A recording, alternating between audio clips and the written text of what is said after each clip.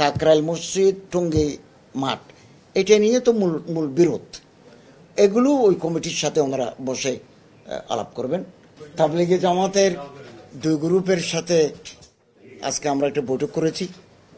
দুই গ্রুপের শীর্ষস্থানীয় মুরব্বীরা উপস্থিত ছিলেন এবং ধর্ম মন্ত্রণালয় থেকে আমি, স্বরাষ্ট্র মন্ত্রণালয় থেকে মাননীয় স্বরাষ্ট্র উপদেষ্টা এবং প্রধান উপদেষ্টার বিশেষ সহকারী জনাব খোদাবক্স সাহেবও ছিলেন, আর স্বরাষ্ট্র উপদেষ্টা মহোদয়ও ছিলেন। দুই গ্রুপের সম্মানিত মুরব্বীরাও ছিলেন। আমরা তাদের একটা চায়ের দাওয়াত দিয়েছি এবং কিছু সমস্যা তো দুই গ্রুপের ভিতরে আছে, এগুলোকে সহনীয় পর্যায়ে আনার জন্য আমরা কথা বলেছি। অত্যন্ত সৌহার্দ্যপূর্ণ পরিবেশে আজকের এই বৈঠক হয়েছে। আমরা আগামী দিনে আরও তাদের সাথে বৈঠক করব, একটু কাছাকাছি নিয়ে আসা। এবং আপনারা জানেন গত বছর একটা হত্যাকাণ্ড সংঘটিত হয়েছে। এরকম পরিস্থিতি যাতে আগামী দিনে না হয়, পুনরাবৃত্তি না ঘটে, এ ব্যাপারে আমরা উভয় পক্ষের সহযোগিতা চেয়েছি, তাদের পরামর্শ চেয়েছি। এভাবে আজকের বৈঠকটা সমাপ্ত হলো। আমরা আগামী দিনে বসে তাবলিগে জামাতের কর্মকাণ্ড যাতে সুষ্ঠুভাবে চলে সেদিকে আমরা অগ্রসর হব।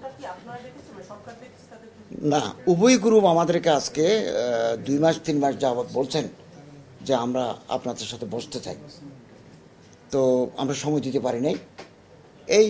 এই সময়টা ঠিক করেছি। তবে উভয় গ্রুপকে আমরা এক করেছি। আজকে আলাদা আলাদা বৈঠক ছিল, একজন 12টা থেকে 12:30 এক গ্রুপ, 12:30 থেকে 1টা পর্যন্ত আরেক গ্রুপ। আমি চিন্তা করলাম যে তারা যেহেতু এখানে আছে তাদেরকেও ডাকি না, ডেকে সামনাসামনি কথা বললে অনেক কথা ক্লিয়ার হয়। তো ওনারা সম্মতি দিচ্ছেন এবং দুই গ্রুপের সাথে শীর্ষস্থানীয় নেতৃবৃন্দের সাথে দুই গ্রুপের আজকে বৈঠক হয়েছে। আমরা চা কফি খেলাম। আগামী দিনে আমরা আরও বৈঠক করব, আরও কাছাকাছি আসার।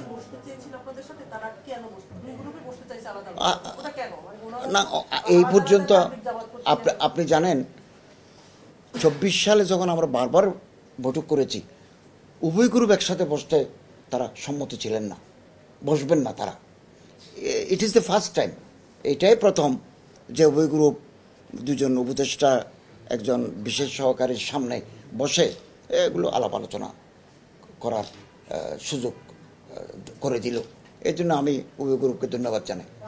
যেহেতু আগামীতে নির্বাচন হবে, নির্বাচনের একটা প্রস্তুতি চলছে সরকারের, স্বরাষ্ট্র মন্ত্রণালয়ের ব্যস্ততা বেশি, আমার মন্ত্রণালয়ের অনেক হাফ ডান কাজ আমরা একটু গুছিয়ে নিতে চাই। বারবার এই সমস্ত বিষয় নিয়ে বসলে আমাদের সময় স্বল্পতা, আমরা এটা সময় দিতে পারছি না। তা আমরা চাচ্ছি যে আমরা যদি একটা কমিটি গঠন করে দিই, তাহলে ওনারা দুই গ্রুপ কমিটির সাথে বসবেন। তারা যদি একটা সমঝোতায় পৌঁছে অথবা ঐক্যমত্যে তারা উপনীত হয়, আমাদের কাছে রেফার করলে আমরা সেটা ফাইনালি দেখব এবং অ্যাপ্রুভ করব। এখনো পর্যন্ত ওনারা নাম দেবেন। আমরা মন্ত্রণালয় থেকে অ্যাডমিন একজন অ্যাডিশনাল সেক্রেটারি দিয়ে আমরা কমিটিটা গঠন করতে চাচ্ছি। একজন অ্যাডিশনাল সেক্রেটারির নেতৃত্বে উভয় গ্রুপের প্রতিনিধি থাকবেন। কিন্তু এইটা টঙ্গীর যে বিশ্ব ইজতেমাটা, এটা একসঙ্গে দুই গ্রুপকে একসঙ্গে করার তো কোনো আলোচনা আসেনি বা কোনো, আমরা ওই পর্যায়ে পৌঁছে নাই এখনো। না, আমরা কমিটির উপর দায়িত্ব দিচ্ছি। আমরা যে কমিটি গঠন করে দিচ্ছি, ওই কমিটি এগুলো আলোচনা করবে, নানা দিক, নানা আসপেক্টস, ওখান থেকে একটা সমাধান বেরিয়ে আসবে।